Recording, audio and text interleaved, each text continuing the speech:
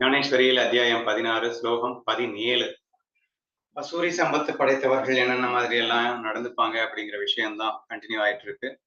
So அதன் வரிசையில இப்ப அவர்கள் யாகங்கள் செய்யும் முறை, அதாவது தப்பி தவறி அவங்க ஏதாவது ஒரு யாகமும் செய்வாங்க. ஆனா அது எவ்வளவு கேவலமா இருக்கும் அப்படின்னு சொல்லிட்டு 2-3 எக்ஸாம்பிள் ரொம்ப மோசமா சொல்லியிருந்தாங்க. அதாவது வேசி ஒருத்தி தன் பிரியமானவனை நினைத்துக் கொண்டு தான் சுமங்கலி என்று எண்ணிக்கொள்வது போல அப்படிங்கிற ரேஞ்சில் பேசியிருந்தாங்க. அதை கொஞ்சம் டீட்டெயிலாவே இந்த ஸ்லோகத்துல எக்ஸ்பிளைன் பண்றாங்க. படிக்கிறேன், கேள்வி.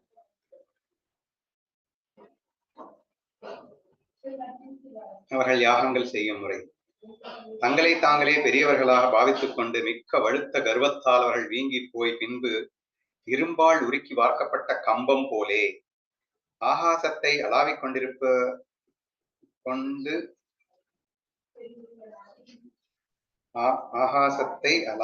கொண்டு எந்திருக்கும் பர்வதம் போலே.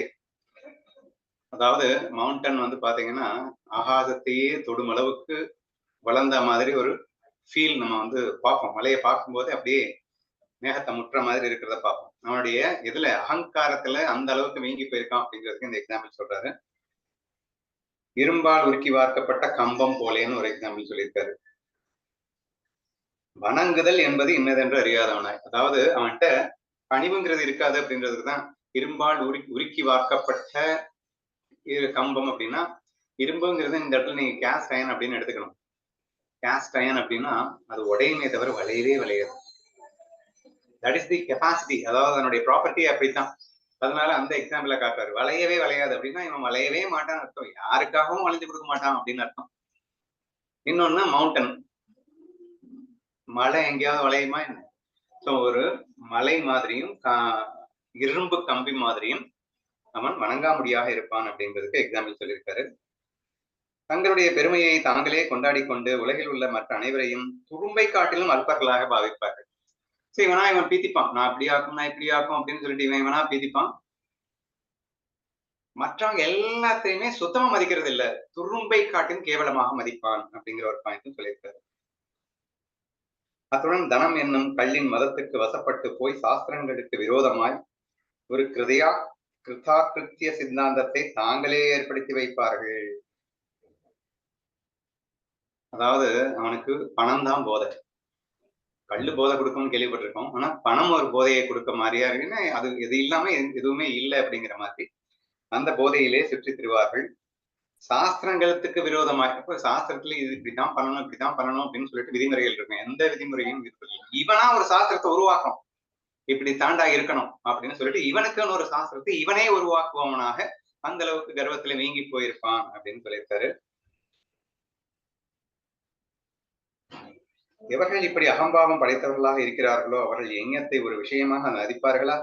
ஆனாலும் பைத்தியம் கொண்டவர்களாக என்னென்ன வேலைகளை செய்துதான் வைக்க மாட்டாரு. இப்படிப்பட்டவன் போயிட்டு ஒரு யஞத்தை பண்ணா, யாகத்தை பண்ணா அது எப்படி இருக்குன்னு சொல்லத்தான் வேணுமா? ஆனாலும் பண்றானே, எப்படி இருக்குன்னு பாக்கலாமா அப்படின்னு சொல்லிட்டு என்ன சொல்றாருன்னு பார்ப்போம். ஆகையால் ஒவ்வொரு வேளை அவர்களுடைய மௌக்கியத்தாலும் மதத்தாலும் யாகம் என்னும் நாடகத்தை நடத்தி காட்ட வேண்டும் என்று அவர்களுக்கு தோன்றுகிறது. இது ஈகோல அவங்களுக்கு நானும் யாகம் பண்றேன்டா அப்படின்னு தோணுமா. அந்த தோணே அவன் எப்படி பண்ணுவான் அப்படிங்கிறது தான் அடுத்து சொல்றாரு. அவர்கள் அப்படி செய்யும் யாகத்தில் அக்னி குண்டம், எங்க மண்டபம், எங்க சாமான்கள் இவற்றில் ஒன்றுமே இருக்காது. என்னடா யாகம் இது, அக்னி குண்டம் எங்க சாமான்கள் எதுவுமே இல்லாம யாகமா? அது அப்படித்தான் பண்ணுவாங்க.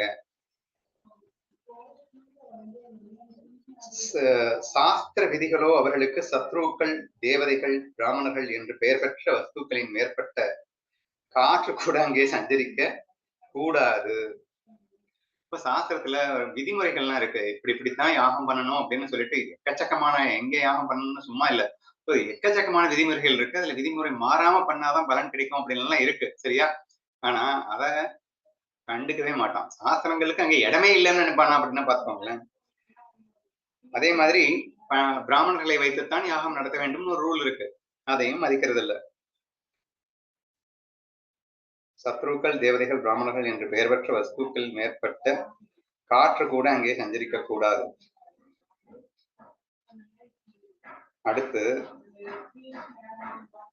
இப்படி அனுஷ்டிக்கப்படும் யங்கத்துக்கு எவர்கள் போவார்கள்? உலகத்தில் புத்திசாலிகள் இறந்து போன கன்றின் தோளில் வைக்கோலை அடைத்து அதை தாய் மாட்டின் முன் வைத்து அதை ஏமாறச் செய்து பாலை கறந்து கொள்ளுதல் போலே எங்கம் செய்கிறோம் என்று எல்லோருக்கும் தெரிவித்துவிட்டு அவர்களை வரவழைத்து விட்டு அவர்களுக்கு யாக பிரசாதனம் கொடுப்பதற்கு பதிலாக அவர்களிடமிருந்து காணிக்கைகளை மாத்திரம் இந்த துஷ்டர்கள் உருவித்துக் கொள்வார்கள்.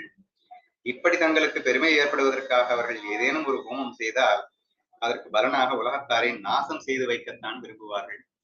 ஸோ இந்த மாதிரி அவன் யாகம் பண்ணும்போது தெர் இஸ் நோ ரூல்ஸ், சாஸ்திரம் இல்லை, பிராமணர்கள் இல்லை, எதுவுமே இல்லாம யாகத்தை பண்றேன்னு ஆரம்பிக்கிறான்.